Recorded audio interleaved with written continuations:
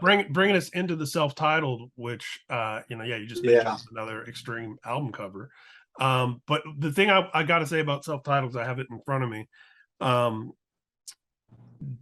Decibel 40 best albums of 2017, Loudwire 25 best albums, Revolver 20 best albums, Rolling Stone 20 best metal albums, The Guardian 4 stars. I mean, to be, at that point, your 10th studio album and, decades now into this career, a self-titled record, which is always a statement for any band when they do the self-titled. And it felt right. It felt right at the time, too.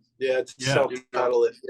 Yeah. What was the thought process going? Because I'm always fascinated by that later era. I'm really fascinated. This is not to go on a tangent, but some bands who do more than one self-title. Like Duran Duran, their first album was self-titled. Van Halen too. 90s, yeah, exactly. Led Zeppelin were like, but yeah, what was the mentality there of this is a statement?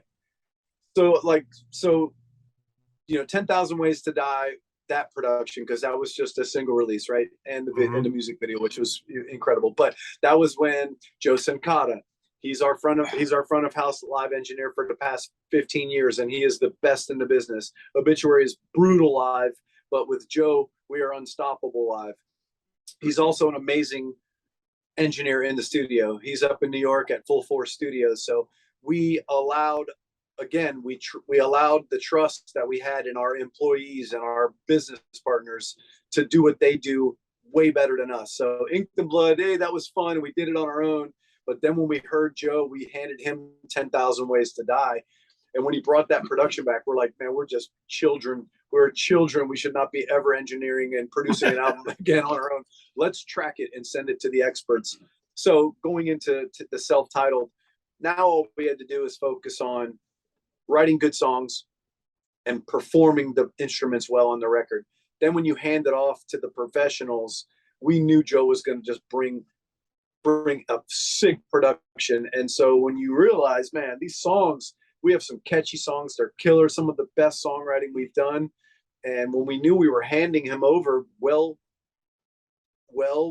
performed songs, I mean, we played our instruments well on the self-titled, because now we've been a band 30 years. We've been in the studio 50 times. We know what we're doing. So we delivered him files of the music we were proud of. And we didn't tell him what to do, how to do it. He knew that because he's been with us for 15 years live. So he knew if he was going to go and fake my snare drum and go sound replace it with something he thought was good from another album, he knows I would have not only said no, I would have punched him in the face when next time I saw him. So he still kept that ripping snare drum sound. You're like, if I wanted Gene Hoglan to play drums on this album, I would have called him. Exactly. So he knew that I love my drum sound, but he did what he is an expert at. He cleaned stuff up and he made it that production that you can be proud of. And that is that record, man. When you're in someone's car or when someone walks on the bus before this new album, it was like, that's the album you're going to go to. If someone says, play me something, man, like, oh, hey, my friend's here. He's heard of you, but he's never heard of you. Never heard of you. And that's where that self-title comes in. Yeah, that's it. You would just put on Sentence Day and A Lesson in Vengeance, and you're just like, that's Obituary. That's the sickest sounding record, and the louder you turn it up, the better it sounds. Yeah, and which is not always the case with everything all brick walled and everything today. And exactly, turn it up where you're like, oh, there's clipping on this album. Exactly, and that's where Joe's expertise came in, and brilliantly produced record. Yeah, and proud of it. Couldn't be more proud of it. That's and the proof was in the pudding, and not only the metal press embracing it, which is sometimes they're going to be the hardest customers, but yeah, having Rolling Stone and the Guardian and some of those prestigious media publications salute it. I mean, man, it's awesome. And that brings us right into Dying of Everything. I'm still typing. I typed something up yesterday and then realized 2 hours later, like, I wrote 2022 everywhere that I meant to say 2023. Like, so crazy. Yeah, that's all right. It's been done for over 2 years. To us, it's an old album. Right? And it's going to be 2023. So yeah, let's talk about this. I mean, it being I assume this was a pandemic recording? Is that It was a half pandemic album. Half and The half. recording was for sure, but we were writing for quite a while with it, which we always do. We always come up with rhythms, make sure we get a quick recording of it, go tuck it away for later times. So go back and reflect and listen to it. So we, with the pandemic, it was that luxury that we had, that we can plenty of time to record a demo of the song and put it away for a week or a month and then listen to it. And you're like, we thought it was done. We thought this song was finished, but you know what? Let's do this. Let's do this. Yeah, one little bridge, man. It needs that, or something. Ken was like, man, I'm glad. I sure would like to do something here, or it gave us time to breathe and take our time with it. And that's just the beginning of this record, because for me, it's like I'm finally now 100% proud drummer wise. Like, take a dart, throw it at the dartboard of all the names on that songs on that record, hit one, play it. I'm happy with my drumming. Not the drum sound, because I love the drum sound on both the last records, but my drumming on this one, I'm finally I'm proud of my drumming on an album finally. And maybe that's 40 years being behind a drum kit, or 30 something years with these guys in the band together, but it all clicked for me. Like, could not be more proud of new product than this new album.